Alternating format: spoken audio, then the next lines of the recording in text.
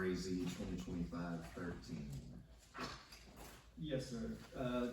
You see the case here, approximately 1 acre off of Highway 135 and the corner of October Lane there. You know, the interesting zoning pattern of R1 and EA. Again, the same type of issue here as far as non-conforming lots. This lot in particular was actually created by deed in about 2016, 2017, so it created a little bit. It's created by what, dude? Created by deed. Deed, so. Like a quick claim deed. Yes, sir. So again, not necessarily in conformity with the EA standards which have been in place. The property has a long history of being used commercially. Now, it is also out in an agricultural forestry character area, which does not recommend much commercial. However, CC is the only appropriate commercial use recommended by the comp plan for these type situations. And the proposed or existing use now is fit within the CC category, which is also in your packet, the list of uses there. Again, the property is relatively dry. You'll see some of the residential patterns here. Approximately 5,500 plus square foot shop on the property, which used to be attached to the house you see in the background there. It's currently being used by ENCC doing plumbing service here. Historically, it's been known as Riley Church Pew Repair. Some of you may remember that. So again, it's been around for quite a while. Changed a few owners, changed uses a few times, and staff is looking to bring this into conformity, again, for the allowed uses on this property, and thus the request for CC. However, we do have a few conditions you'll see here, mainly number one, the uses that we do not feel are appropriate, being number one, an alcohol package store, a cemetery, a funeral home, mini storage, or kennels with outdoor runs and vehicle sales are not recommended or shall not be allowed if approved. And then two, this is why this picture's here, any vehicular ingress egress off of October Lane shall require the property owner and or developer to pave the street from that ingress to the nearest paved street. Property owner developer will be responsible for the design, any acquisition of necessary right-of-way, relocation of utilities, and construction costs for paving of the section mentioned above. And again, that's if they actually propose access from October Lane, which is a private road you see here. Again, just additionally, you do see the commercial zoning next to residential or agricultural zoning. You see the buffer standards there, which again, not necessarily conditional, but just for information. With that being said, staff is recommending approval with those two conditions. JD, October Lane, is that just dead end into the river somewhere, looks like? More or less, yes, sir. It's almost a private driveway. Yep. And can you go back what the entrance looks like off of 135? That's it. It's two paved stubouts that look like that. Yes, ma'am. What was that, JD, sir? These two paved stubouts you can kind of see in the foreground. There's one a little farther to the east on that next culvert. Or north, sorry. Just for clarification, so I know this is set before us tonight, but something that caught my attention when you read through it. So if somebody bought this building, divided up and made conditioned stores that would not be allowable? Mini storage, no, sir. Now, if they were to subdivide it and have one side be used for a contractor and one side for plumbing repair, that would be an allowed use.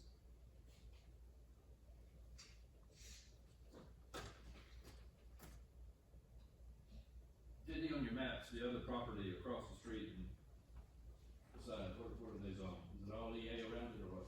It's a mixture. The property to the north here, on the side adjacent to it, is EA. Across the street is the mixture of R1 and EA. So again, a unique zoning pattern. More or less, this would have been done under family ties with the zoning change, which would have allowed for these 1 acre lots. And then again, with 2006 code changed, it went from SA at that time to R1. So. Thank you. Yes, sir.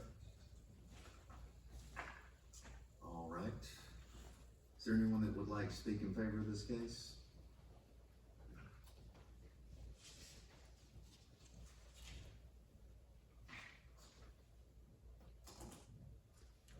Jack Langdale, 701 North Patterson.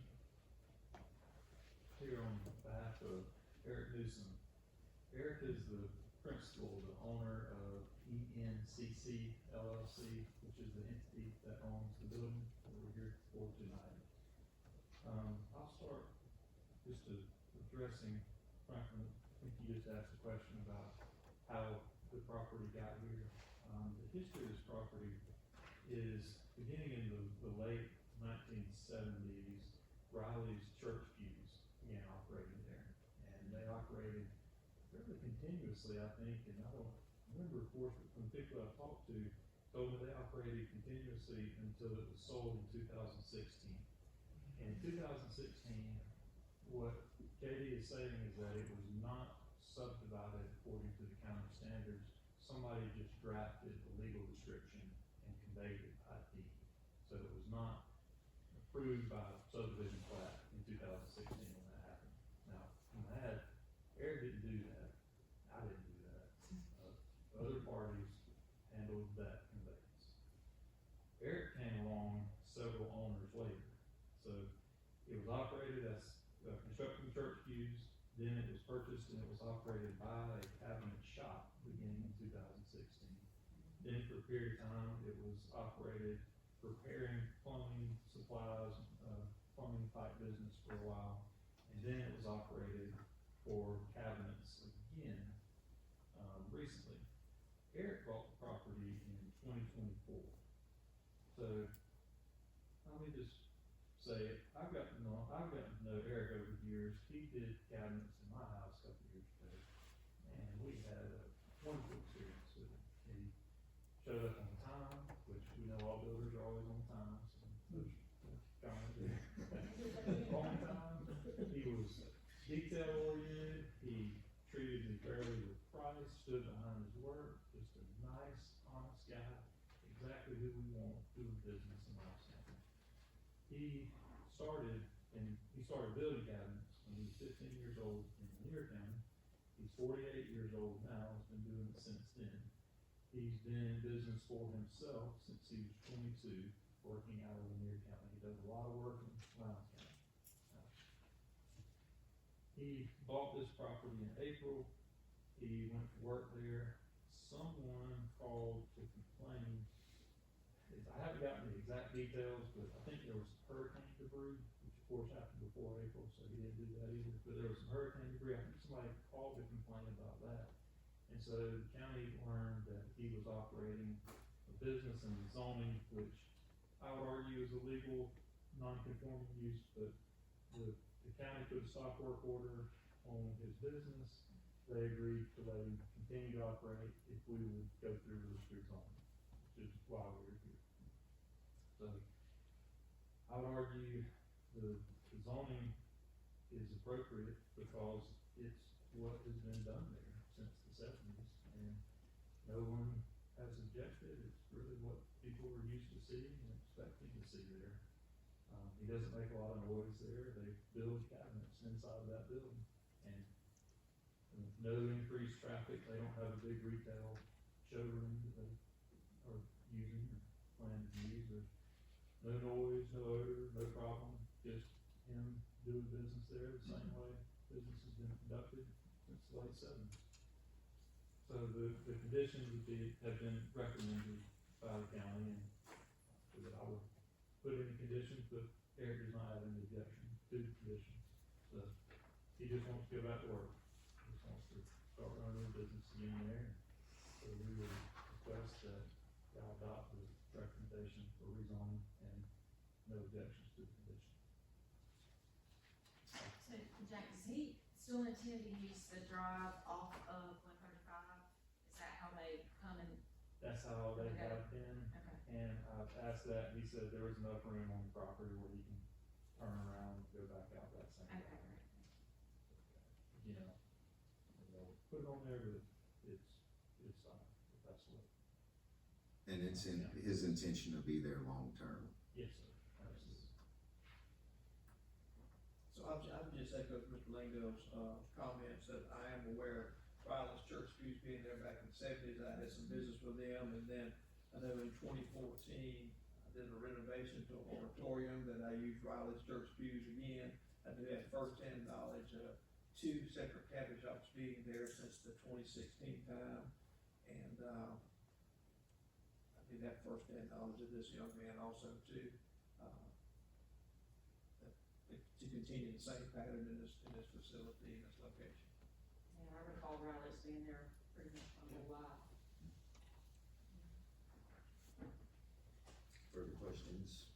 Mr. Langdale, for Eric, do you have any plans for any expansion, any other business other than cabinet making usage? As of right now, you know, I'm pretty content with things are now, maybe 5 years, maybe, you know. I might see some more expansion there, but as of right now, no. I'm growing from 2,500 square feet to 6,000, so it's pretty, you know, pretty satisfied right there. Keep you busy for a while. Yeah.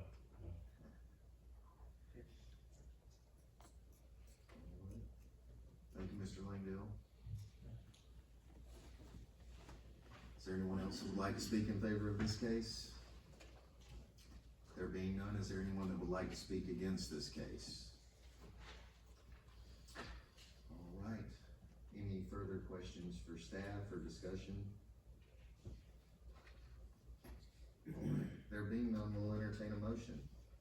Mr. Chairman, Mr. okay, Davis. so before us this evening, REZ-2025-13, we have a rezone case from currently EA to CC, Crossroads Commercial. I make a motion that we approve it and also entertain and have in place the two, conditions that the county has set forth. I'll second. We have a second.